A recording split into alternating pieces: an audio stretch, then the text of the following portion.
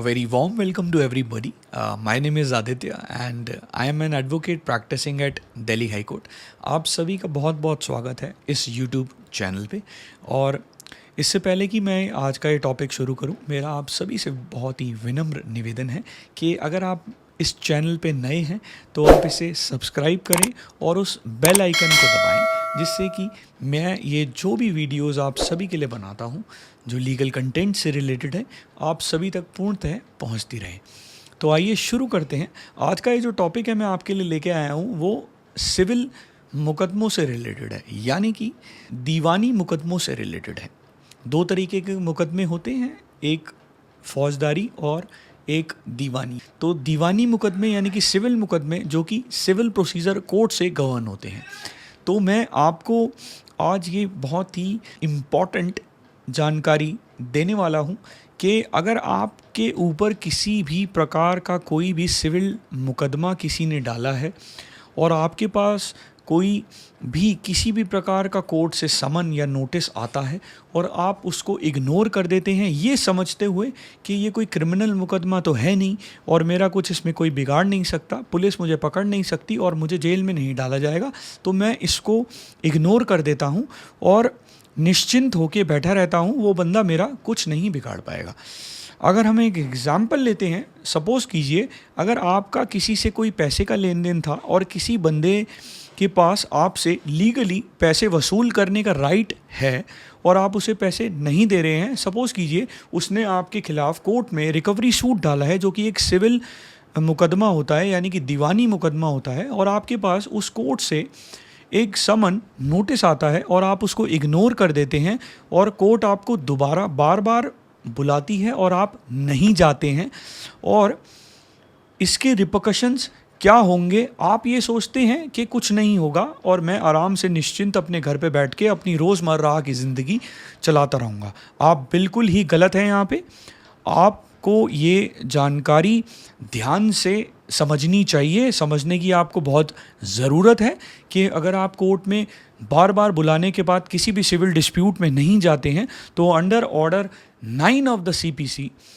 आपके खिलाफ x party court proceed कर जाएगा, यानी कि एक्स पार्टी प्रोसीडिंग्स आपके खिलाफ हो जाएंगी, जिसमें कि प्लेंटिफ यानी कि वादी शिकायतकर्ता कोर्ट में अपने साक्षात एविडेंसेस को रखेगा। कोर्ट आपका पक्ष बिना सुने आपके खिलाफ एक्स पार्टी प्रोसीड करके अंडर ऑर्डर 20 में एक डिक्री पास कर देगी। डिक्री क्या होती है? डिक्री एक फॉर्मल एक्सप्रेशन होती है कोर्ट के द्वारा डिसाइड की गई, जिसमें कि दोनों पक्षों के यानी कि दोनों पार्टीज़ के राइट्स और लायबिलिटीज़ को बताया गया होता है। और इसके बाद होगा क्या? आप अभी भी ये सोच रहे हैं कि कुछ नहीं होगा मेरा।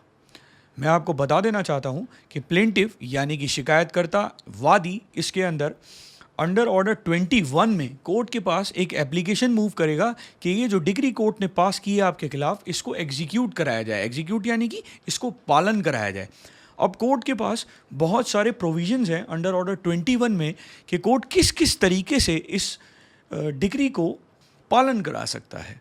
मैं आपको बताना चाहता हूँ कि आपको लग रहा था कि आप किसी भी सिविल मुकदमे में जेल नहीं जा सकते, तो मैं आपको बताना चाहता हूँ अंडर ऑर्डर 21 रूल 38 में आपको कोर्ट 90 दिन के अंदर हिरासत में ले सकती है, यानी कि आप अरेस्ट और डिटेन किए जा सकते हैं। और बता देना चाहता हूँ कि अगर ये मनी डिक्री है, जैसे कि हम एग्जांपल रिकवरी सूट का ले रहे हैं यहाँ पे, जो कि अभी चलता आ रहा है, और आपके पास अगर कोई चल संपत्ति है यानी कि मूवेबल प्रॉपर्टी है, और मूवेबल प्रॉपर्टी क्या होती है? फॉर एग्जांपल कोई भी किसी भी प्रकार की FD हो, किसी भी प्रकार की गाड़ी, स्कूटी, बाइक, गोल्ड या फिर कोई भी एक्सपेंसिव आइटम हो आपके पास, वो सब मूवेबल प्रॉपर्टीज़ में आती है।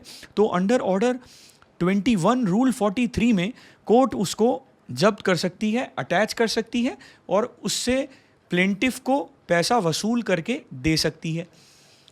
यहाँ तक कि कोर्ट, अगर आप गवर्नमेंट एम्प्लॉई हैं, आपकी सैलरी आती है, तो अंडर ऑर्डर 21 रूल 48 में आपकी जो सैलरी है जो गवर्नमेंट से आपको मिलती है वो अटैच हो सकती है।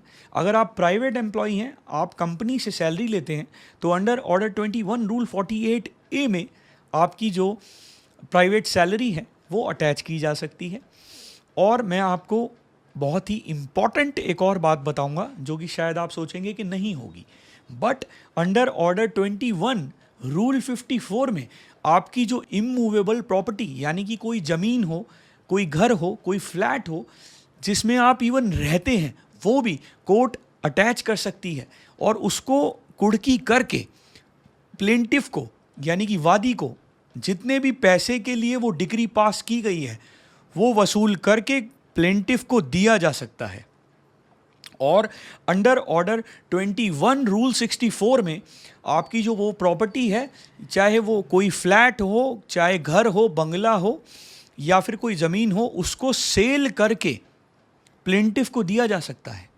तो आप ये ना सोचें कि सिविल मुकदमे से आपका कुछ नहीं होगा और आप निश्चिंत होकर घर में बैठ सकते हैं। ऐसा नहीं है। आपको एक प्रॉपर लीगल रिप्रेजेंटेशन की ज़रूरत है, आपको एक अधिवक्ता की ज़रूरत है जो आपका पक्ष कोर्ट में रख सके। आप इसे बिल्कुल भी इग्नोर ना करें। मैं आशा करता हूं मैंने आपको सिविल डिस्प्यूट से रिलेटेड बहुत ही इम्पॉर्टेंट जानकारी संक्षिप्त में दी है।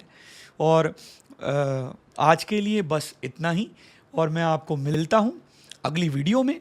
तब तक के लिए इजाज़त चाहूँगा। मैं आदित्य वर्मा आप सभी से इजाज़त चाहता हूँ और तब तक के लिए शुक्रिया। जय हिंद, वंदे मातरम।